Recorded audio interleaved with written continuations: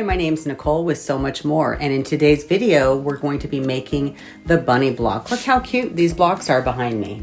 We're going to be using these really great fabrics from my own online shop, and I just love this pastel bundle. We're also going to be using the TrueCut cutting system, and I'll show you just how easy it is to do this. Let's get started.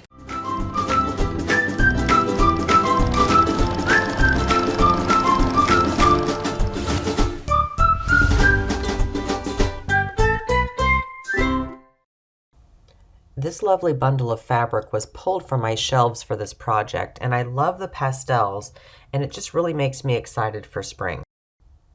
I'm using the TrueCut cutting system. The rulers and rotary cutter work together to help provide an easier, safer, and more accurate method of cutting. You see, on each side of the ruler is a track that works with the guide on the rotary cutter.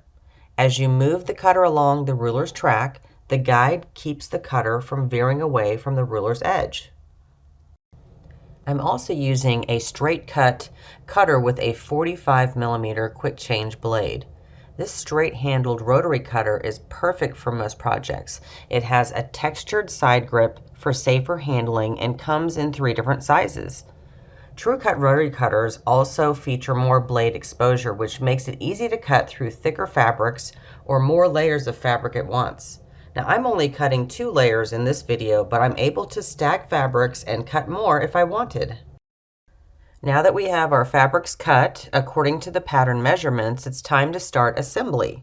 The first thing we're going to do is snowball the corners of the bunny face and the bunny ears. And we'll do this by laying the background squares on each corner of our face block and our ear blocks.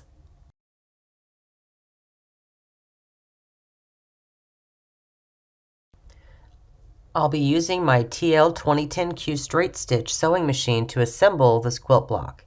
My extension table has a grid glider on top with markings that help me snowball my blocks without having to draw a line. And I'll show you what I mean when I start snowballing these blocks.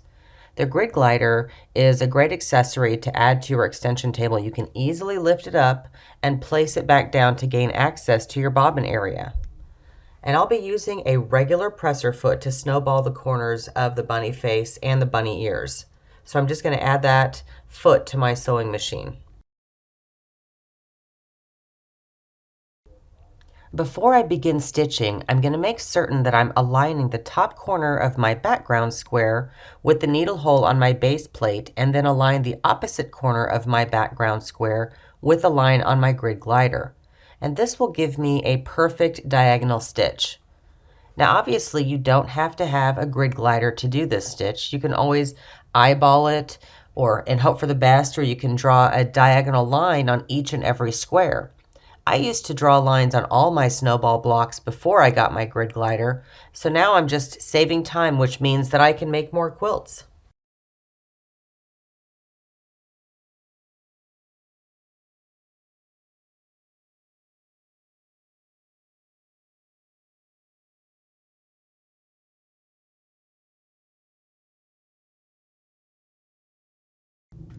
These little squares can get a little fidgety, so in order to keep this still, you might want to dab a dot of washable Elmer's glue on the tip of each corner. And these corners, and we're going to get to what we do next, but these corners are going to be cut off anyway, so you don't need to really worry about ruining the quilt block by dabbing a little bit of glue if you need it. Now, I'm not using glue, I'm just going slow enough to keep everything together.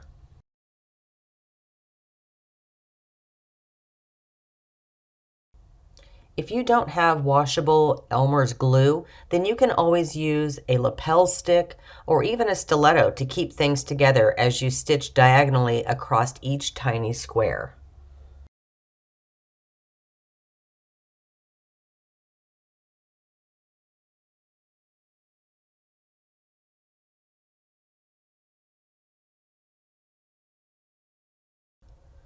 As I mentioned before, we're going to be trimming off each corner of our snowballed blocks.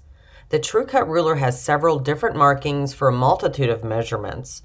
The lip of the ruler actually measures 1/8 of an inch, which is perfect for trimming the bunny ears. I've trimmed these at 1/4 of an inch before, and I find that it's too much fabric for such a small corner. So I trim the bunny ears at 1/8 of an inch. But when I get to, see, it's super tiny, but the markings are clear, so that's very, very helpful. So like I said, I do trim the bunny ears at 1/8 of an inch seam allowance.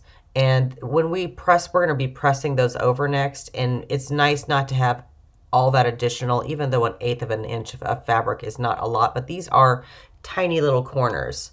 But when we get to the bunny face, I do trim a regular 1/4 inch. On all of those markings can also be found on your TrueCut ruler.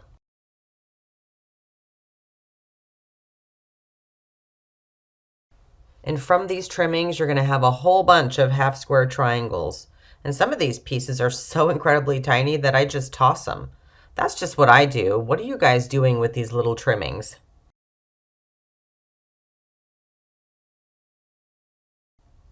After we've assembled and trimmed our corners, we'll head over to the ironing board and press our corners out. And I like to use my Oliso iron. It gets super hot and helps me press out these corners. It also has a great amount of steam and can be refilled with just regular tap water. I don't have to use distilled, which is really nice. But before I press these corners, I like to set the seam and then press them out. And since the bunny face and bunny ears are white, I like to keep my seam allowance towards the background fabric.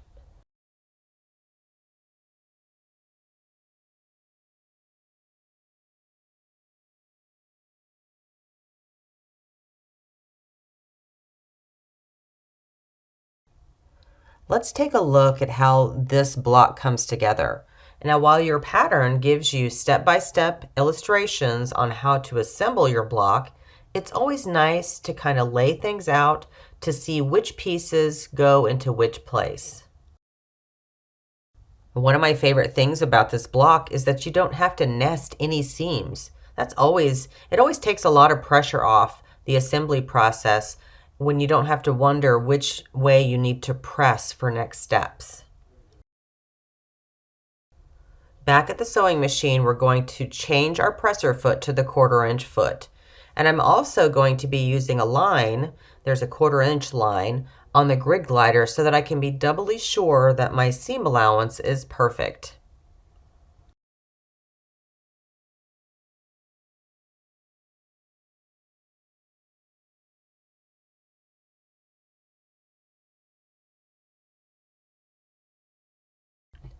There's a few different rows to this block assembly, and I'm going to start with the bunny ears.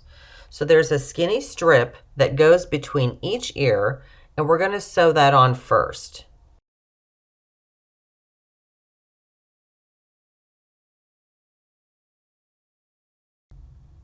I like to give myself a couple of stitches for back tacking and then sew a straight 1/4 inch seam.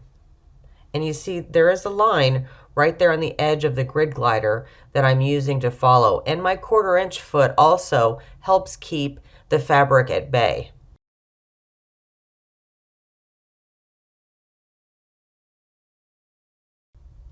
Now I'm going to fold that open and add the next piece or the other bunny ear to the other side.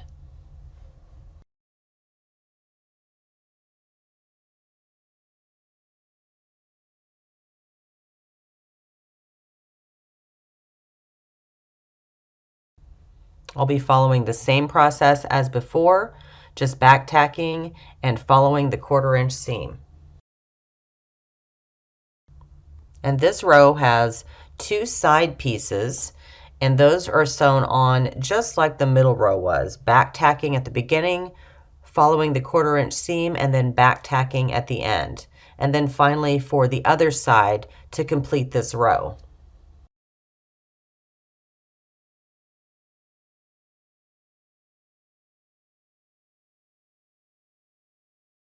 And now that I've got the ears done, I'm going to sew this next row, which is the bunny face, and it's just going to be the same way as before. But, you know, I realized that I just became unthreaded, so I'm going to quickly rethread this. And this machine comes with a needle threader, which You didn't really know that you needed one of those until you have a machine that does that. I can't imagine going back to a machine that doesn't have an automatic needle threader.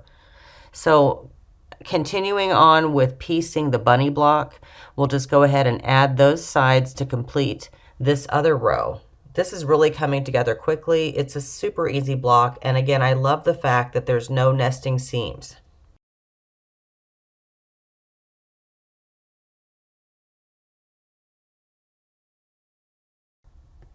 Now before we add the top and bottom strips, we do need to press all of our seams so that they're nice and flat. When we put these blocks together, you're going to want to have those nice flat seams. Look at that bunny block coming together. Now I will add some pins on this step. You don't have to. I just like to keep everything nice and tidy when I put these two units together. And when I put these units together, I'm really trying to make sure that my fabric pieces don't fold in the wrong direction. I'll go ahead and add my top strip and my bottom strip, and I'm going to use pins just because it needs to stay put.